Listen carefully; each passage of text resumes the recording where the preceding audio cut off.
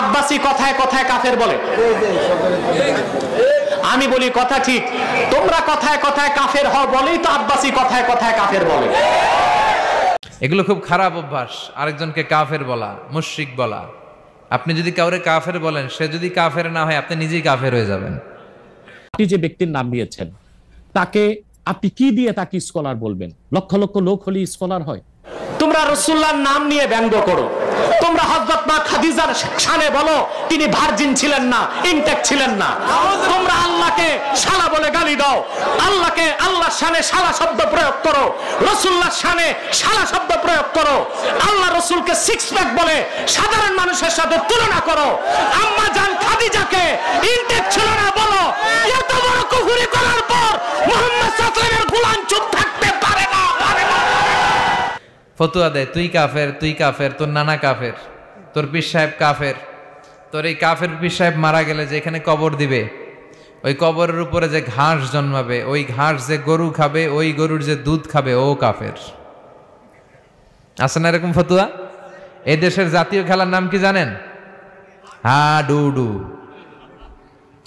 টাইনা আপনারা নিচে নিয়ে আসবে। এদেশে কেউ আগাইতে চাইলে আরে উঠতে দেয়া যায় না, কেউ উঠতে চাইলে ওরা টাইনা নামায়। কারণ জাতীয় খেলা হাডুডু। হাডুডুর নিয়ম হচ্ছে একজন সামনে যাবে আর সবাই ওর ঠ্যাং ধরে টানবে। কথা বলেন? এজন্য এগুলো বাদ দেন। ইসলামের মধ্যে মুসলমানদের ভ্রাতৃত্বের মধ্যে ফাটল তৈরি না করে ঐক্য প্রতিষ্ঠা করেন। আপনি সূর্যরে ভেটকি মারলে আপনি সূর্যের কিছুই করতে পারবেন না।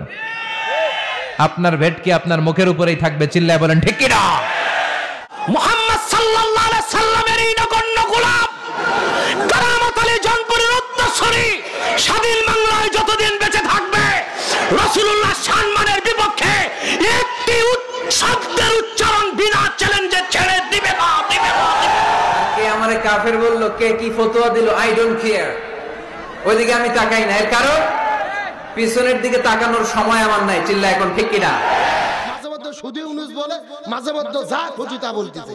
একটা কথা ভালো করে বুঝবেন, প্রধান উপদেষ্টা মানে হলো প্রধানমন্ত্রীর সমপরিমাণ ক্ষমতা। হিংসা, বিদ্বেষ, অন্যের পিছু লেগে থাকা, গীবত করা, অন্যকে গালিগালাজ করা, অন্যকে কাফের মুশরিক বলে ফতোয়া দিয়ে এই পবিত্র মঞ্চগুলোকে নষ্ট হওয়া থেকে যেন আমরা বিরত থাকতে পারি। আওয়াজ করে পড়তে হবে আমি। আজ আমাদের দেশে অধিকাংশ মৌলবী নামের ব্রাহ্মণ আর বক্তা নামের তক্তাদের মধ্যে রাসূলুল্লাহর তাজিম খুঁজে পাওয়া যায় না। ঠিক কিনা? দেখেন না, কথায় কথায় কুফর করে, আমাকে অপবাদ দেয়, আব্বাসি কথায় কথায় কাফের বলে। আমি বলি কথা ঠিক, তোমরা কথায় কথায় কাফের হও বলেই তো আব্বাসি কথায় কথায় কাফের বলে। দোষ কি আব্বাসির না যারা কুফর করে তাদের? চোর চুরি করেছে, ম্যাজিস্ট্রেট রায় দিয়েছে 14 বছর জেল। দোষ কি ম্যাজিস্ট্রেটের না চোরের? চোর চুরি করাতে না ম্যাজিস্ট্রেট রায় দিছে।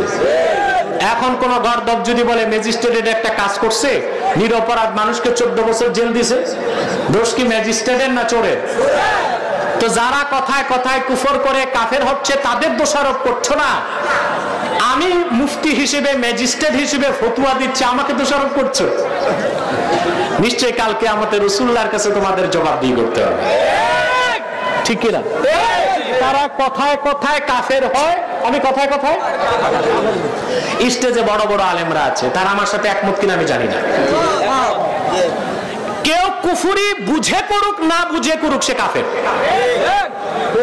উমদাতুল কারি শারহু সাহিহুল বুখারী প্রথম খণ্ডের 243 পৃষ্ঠায় সহিহ বুখারীর তরজমাতুল বাব কুফরুন বাবু কুফরিন দুনা কুফর, এই বাবের আলোচনায় বদরুদ্দিন আইনি লিখেছেন ওয়াকালাল জামহুর ইন্নাল ইনসানা ইউকাফফারু বিকালিমাতিল কুফরি ওয়া বিল ফি'লিল মুজিবিল কুফরি ওয়া ইন লাম ইয়া'লাম আন্নাহু কুফরুন।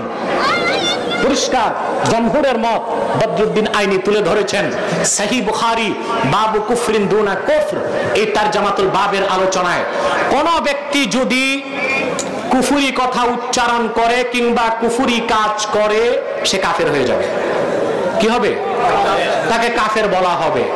ইয়াকফুরু আসে নাই, ইউকাফফার, কাফফারা ইউকাফফিরু তাকফির, বাবে তাফঈল থেকে এর অর্থ কাফের বানানো, কাফের কারার দেওয়া, কাফের স্বীকৃতি দেওয়া। যদি কোনো ব্যক্তি কুফরি কথা উচ্চারণ করে, কুফরি কাজ করে, তাকে শরীয়ত অনুযায়ী কাফের ফতোয়া দেওয়া হবে। ওয়া ইন লাম ইয়ালাম আন্নাহু কুফরুন, লোকটি যদি নাও জানে কাজটি কুফর, কথাটি কুফর, তারপরও তাকে বললো কেন, এই জন্য কুফরের ফতোয়া দেওয়া হবে। কথায় কথায় যারা কুফর করে তাদেরকে আমি কথায় কথায় কাফির বলি, এটা কি আমার নিজস্ব মত না উলামায়ে কেরামের মত, মুজতাহিদদের মত, মুহাদ্দিসদের মত, জামহুরের মত, ইজমায়ে উম্মত? এটা তোমরা রাসূলুল্লাহর শানে বেয়াদবি করো, তোমরা রাসূলুল্লাহর নাম নিয়ে ব্যঙ্গ করো, তোমরা হযরত মা খাদিজার শানে বলো তিনি ভার্জিন ছিলেন না, ইনটেক্ট ছিলেন না, তোমরা আল্লাহকে শালা বলে গালি দাও, আল্লাহকে আল্লাহর শানে শালা শব্দ প্রয়োগ করো, রাসূলুল্লাহর শানে শালা শব্দ প্রয়োগ করো, আল্লাহ রাসূলকে সিক্স প্যাক বলে সাধারণ মানুষের সাথে তুলনা করো, আম্মা জান খাদিজাকে ইনটেক্ট ছিল না বলো। এত বড় কুফরি করার পর মুহাম্মদ সাল্লাল্লাহু আলাইহি ওয়াসাল্লামের গোলাম চুপ থাকতে পারে না। ইবনু আব্দুল ওয়াহাব নজদীর দালালেরা মনে রেখো, মুহাম্মদ সাল্লাল্লাহু আলাইহি সাল্লামের এই নগণ্য গোলাম কারামত আলী জনপুরের উত্তরসূরি স্বাধীন বাংলায় যতদিন